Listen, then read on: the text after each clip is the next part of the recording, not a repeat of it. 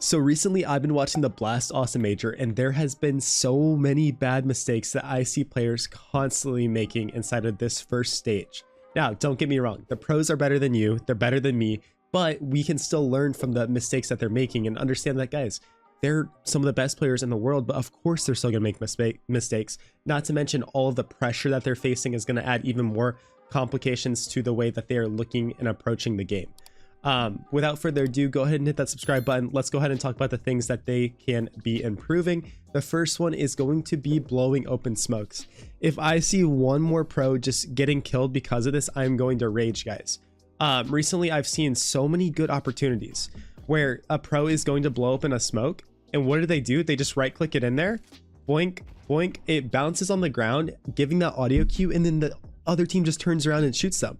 I saw literally in the Complexity versus Tyloo game, like 6 different instances where either a Tyloo player or a Complexity player got killed because of this.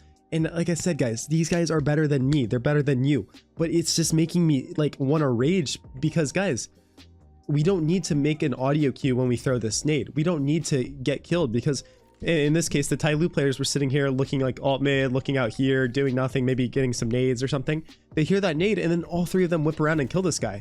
If he never made that audio cue with that nade sound, then he would have never got killed. He would have got his kill and got out. How are we going to do this? We're not going to right click it anymore. Instead, what you are going to do is crouch, angle your crosshair up, hold your right click button down, and then slowly start holding your left click button so it launches that nade up in the air. And I kind of failed while I'm talking about it, but it's going to look something more like that. Boom, you know, and NA nades right here, right? Talking about what the pros are doing wrong. If you can get it down perfect, it arcs in the air nice like that, and boom, it just bursts. Meaning that there's no audio cue before it's about to blow up, and it just blows open. And something this small does matter in the grand scheme of things. It really does. So you're holding down right click, you're slightly holding left click and releasing both. This is because grenades are customizable when it comes to how far you can throw them. You can throw them all different sorts of distances depending on how long you hold down both of these buttons. As you can see, each of these nades are getting further and further as I throw them. And that's just coming down to how long I'm holding left click before I release both of them. So many players don't know this. It's the biggest thing I teach people when I coach them. It's so important. If you can get this down, you'll be playing better than the pros.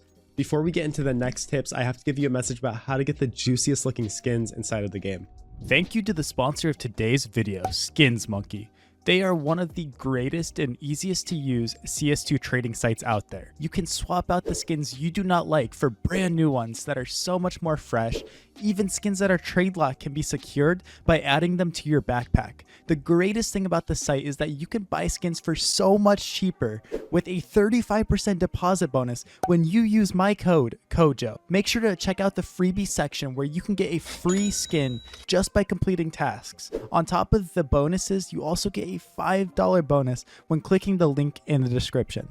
All right, guys, the next thing that I see pros, you know, kind of struggling with and failing with a lot inside of this first stage of the major, especially the teams that went 0-3, 1-3, is, dude, like they're probing a guy into take space when there's no reason. I've seen situations in a 4v4 here on Inferno where they have the, you know, maybe this is an individual mistake, it's not the team doing this, but the Halls guy's on like 50 health and he walks in here trying to get info and then he goes and dies. It's like, cool, you got that info, but you were the 50 health guy. You took this space for no reason. Literally, I've seen this so many times where a guy is doing that and his teammate is like right here with him. Dude, have your teammate go trade you then. Give this lane space, get up here, have your low HP guy walk in just like that, and boom, we get an easy trade and then we can dip. The problem is, it's just like, man, that info is so risky to get on low HP, and I understand the reward of it. If this guy walks through on 50 health and there's nobody here, he looks like a genius because he's walking through the space, easy as can be. I saw Complexity making this mistake a lot on Train. Their inner player would just take a solo risk, and I think even in the interview afterwards, they said that exact same thing. They said, man, we're having a guy walk into space and then another guy's going after him, and so you're essentially dying one at a time.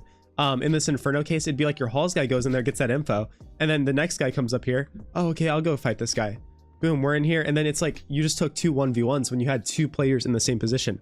I see this mistake happening so much in matchmaking, so much even in your 5Q games. If you're with somebody, what can we do to solve this? Well, one, if you want to go a little louder, I saw this work out so well actually for Tyloo. They did this right. You could flash your buddy into Halls. Boom. Flash him into Halls, and that kill is so free. Easiest kill of your life on this guy in here. If you want to go a little more quietly, then you just, like I said, jump up here and double walk in, have your low HP guy going as a probe. It's so important, and it's just like really sad to see even like pros failing at this sometimes. It's kind of sad, honestly. Another thing I see pros doing wrong in the stage is sometimes they're forcing it a little too hard. And you could argue that this is going down to game plan, but clearly if the game plan's not working, we need to do something to adjust. And like I've seen even in the tier 1 scene, tier 2 scene, and I was doing this mistake as well. It's just something we all suffer from sometimes, is that fog of war. Guys, if you see a lot of nades coming in B here and the enemies are throwing double incendiaries on banana here, they're double HGing, they're doing all this stuff, what do you think the best play is? The best play is not to continue to just run forward and butt your head against the wall and bash in here and try to open it up. No, it's like, dude, they're dumping all of their nades here. Let's instead go for a little bit of like a retake.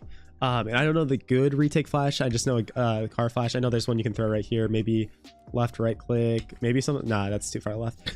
But like you can retake space. Go take the space that the other team doesn't want you to take. So if they're committing a lot of resources to B, you're just playing right into their hand by running in there and trying to fight early. No, instead, let's go ahead and do maybe some arch trap pressure, right? We can sit here and throw in arch, and then we can throw in library, and boom, you know, flash through if there's a mid smoke, flash through here, fight up here, and we take the space that they don't want us to have, just like that. We snap our fingers and boom, there's our smokes.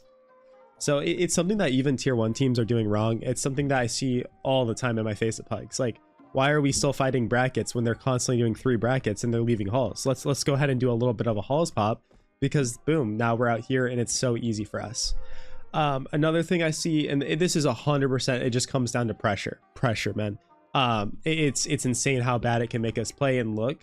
And I felt this firsthand, man. And what I'm about to point out, I've suffered from myself as well. So I'm not saying this that I'm above any of this. All of these mistakes I make consistently as well. Is, dude, guys, in a 1v1 situation, why are we we're outplaying ourselves? We are completely outplaying ourselves. In a 1v1 situation, say you're on T side, get that bomb down and put yourself in a power position. I've seen so many pros in this tournament so far cracking under the pressure of being in a 1v1, and they just outplayed themselves. It's not even like their opponent did anything. Say here on Inferno, don't plant the bomb and then sit here and then, you know, be like, oh wait, now I need to check over here, and then they kill you from arch side when you're coming late. Why are we even putting ourselves in a spot where we are in the middle of the site, right? Like we're literally putting ourselves in a spot where we have to worry about everything. Get yourself where you want to be, commit to it, believe in it 100%, and play the bomb. Remember, especially when you're on T side, guys, I saw a situation where Complexity just screwed it up, or maybe they won it, but it was so close to being screwed up. Hey guys, if the CT is on B site, you planted the bomb, he's got to come all the way to A. That's 20 seconds off the clock right there by the time he gets into a good position.